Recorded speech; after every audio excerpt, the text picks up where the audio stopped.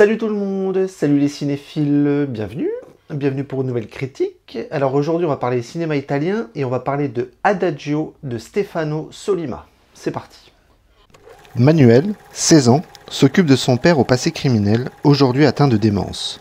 Soumis au chantage de la police pour son passé de fêtard aux implications politiques, Manuel se tourne vers un collègue de son père, récemment libéré de prison. Bien, on va parler un petit peu de cinéma italien. Le cinéma italien se porte plutôt bien ces dernières années. On a quand même des films de plus en plus intéressants, avec des cinéastes de plus en plus intéressants.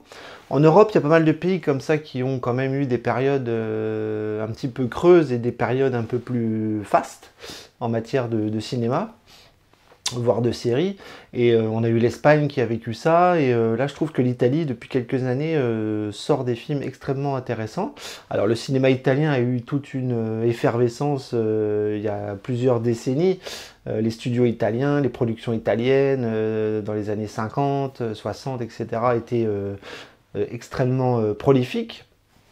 Après, ça a baissé un petit peu, où les studios là-bas ont disparu, où ça a commencé un petit peu à s'écrouler, où le marché s'est un petit peu écroulé.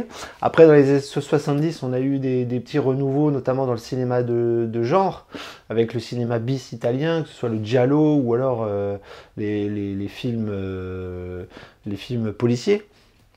Et donc c'est intéressant parce que justement aujourd'hui le cinéma policier italien revient fort à la mode, à l'image de Stefano Sollima, qui lui est un réalisateur qui n'a pas fait beaucoup de films mais qui a marqué de ses premières réalisations. Donc c'est quelqu'un qui a travaillé un petit peu au début dans la publicité, il a fait des épisodes un petit peu de soap opéra, il a commencé vraiment en bas de l'échelle, et à son premier long métrage, il a été repéré avec ACAB notamment, et en fait il a commencé à percer notamment en traitant un petit peu de tout l'univers de la mafia italienne.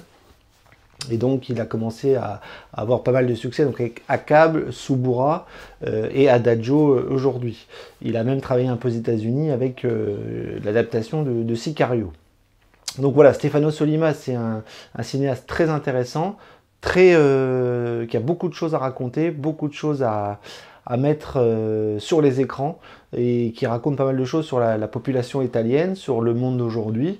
Et donc Adagio en est la parfaite illustration avec ce film qui, il est sorti, il n'est pas encore sorti au cinéma, mais il est en lien avec Netflix, si je dis pas de bêtises. Alors, est-ce que j'ai aimé ou est-ce que je n'ai pas aimé Adagio? Eh bien, c'est une claque. J'ai adoré ce film. Je trouve que c'est un chef-d'œuvre. Alors, j'emploie pas beaucoup le mot. J'ai beaucoup de mal à trouver un film à un niveau de chef-d'œuvre, comme on dit. Alors, c'est un peu galvaudé aujourd'hui. En général, les chefs-d'œuvre, c'est des films qui vieillissent bien et qui marquent leur empreinte dans l'histoire. C'est toujours difficile de trouver qu'un film est un chef-d'œuvre au moment où il sort, mais en tout cas, Adagio est excellentissime et je trouve qu'il est la parfaite illustration du monde dans lequel on vit aujourd'hui. Donc c'est un polar, c'est un film noir, c'est un film policier, c'est un film avec des flics, avec des pourris, des ripoux, des truands, des histoires politiques, des histoires d'anciens truands qui n'ont pas encore lâché la rampe. Et donc en fait vous avez tout l'univers du polar tel qu'on peut le connaître, que ce soit le polar américain ou le polar français, ou le polar européen, voire le polar asiatique aussi, qui sort pas mal de choses en ce moment. Mais comme je vous ai dit, dans le cinéma italien, on a eu toute une tradition dans les années 70 d'un certain genre policier, un cinéma italien assez violent, assez trash, assez dur, et donc ça a été une époque du cinéma italien qui a complètement disparu après avec les années 80, 90, 2000, et là aujourd'hui on retrouve ça. Et Stefano Sollima se replonge dans le film policier italien, dans ce qu'il a de plus dur, dans ce qu'il a de plus sombre. Et Adagio, c'est ça. Adagio, c'est vraiment la représentation d'une Italie en pleine décadence, une Italie en décadence en lien aussi avec une Europe décadente, avec une période décadente, où tout est noir, où tout est sombre, où tout est quasiment en train de mourir. Et ça, c'est très très perceptible dans le film. On a des personnages qui sont d'une noirceur folle, des personnages qui sont perdus, qui sont malades, qui sont complètement à la dérive. Et pas que les personnages, on a aussi une Italie, à l'image d'un film qui se passe à Rome dans des périodes de canicule où tout brûle, où il y a des incendies. Donc le film s'ouvre sur un plan aérien de Rome avec des incendies au fond de la ville, avec des coupures de courant. Donc là, on est déjà dans une forme d'apocalypse, hein, une forme de fin du monde, qui va être le plan premier de la ville et qui va rentrer comme ça à l'intérieur de la ville, où on va rentrer à l'intérieur de personnages, alors des jeunes, des vieux, enfin, tous les âges. Hein. On a un Manuel, 16 ans, qui se retrouve dans une discothèque et qui doit être l'hameçon de ripoux qui va devoir prendre des photos et des vidéos pour faire chanter visiblement un personnage important de la ville. Et donc il va se dégonfler, il va partir, et là il va être pris en chasse par ces policiers ripoux, et lui il va devoir se réfugier chez des anciens truands. Alors voilà, vous voyez, vous avez tous les niveaux, vous avez le jeune, les moins jeunes et les vieux, qui sont quand même dans une forme décadente, avec, comme je vous l'ai dit, ces anciens truands qui sont séniles, qui ont un cancer, avec le formidable acteur j'ai oublié son nom, Pier Francesco, je ne sais plus son nom. Mais voilà, c'est cet excellent acteur qui est complètement métamorphosé, parce que sa barbe, il l'a pu, il est rasé, il est tout vieillissant, enfin il fait une performance d'acteur exceptionnelle. Et donc on a tous ces personnages, voilà, qui sont encore habités par la vengeance, par leur passé qui les a bouffés, qui les hante, et puis qui sont finalement, à travers les générations, toujours dans cette même forme de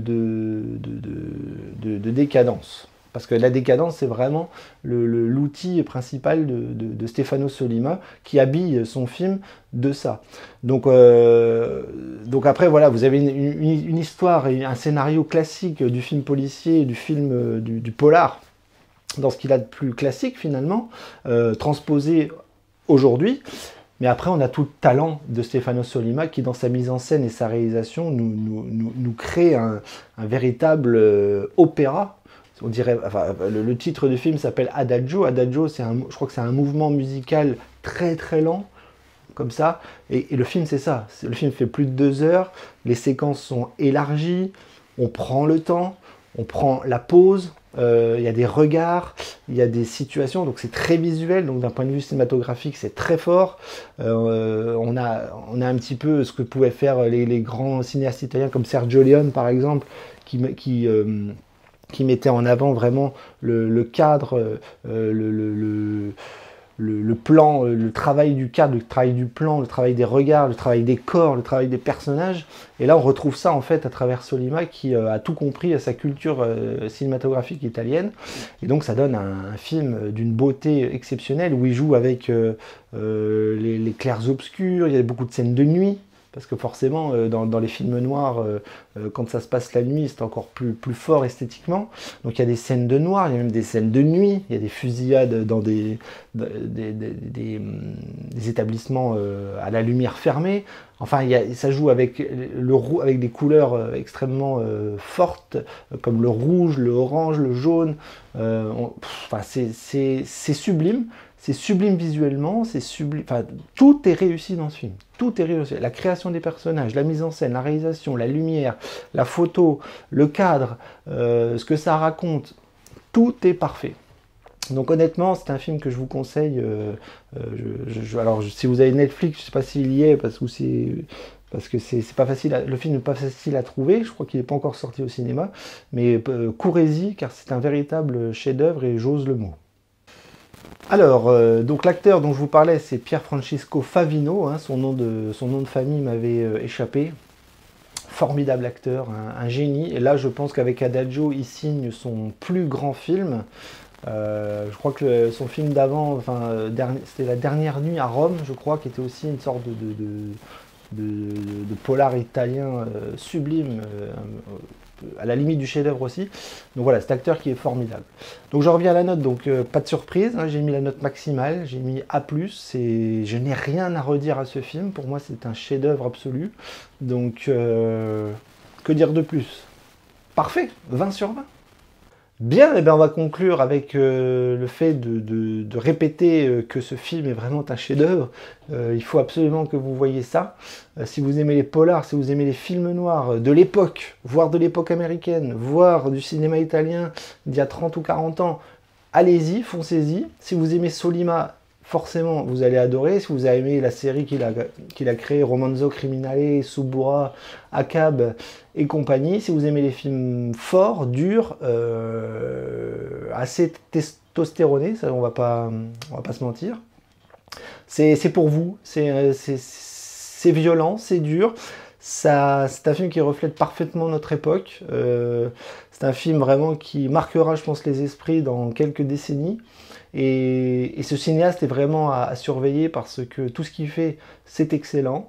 Et bravo, voilà, juste bravo de nous servir des films comme ça encore en 2024. Peu importe le support, que ce soit le cinéma, que ce soit Netflix, que ce soit n'importe quelle plateforme, voyez ce film, c'est beau, c'est fort, c'est puissant, et vous ne serez pas déçus, vraiment. Et sur ce, je vous dis à très vite pour une nouvelle critique, et puis coupez.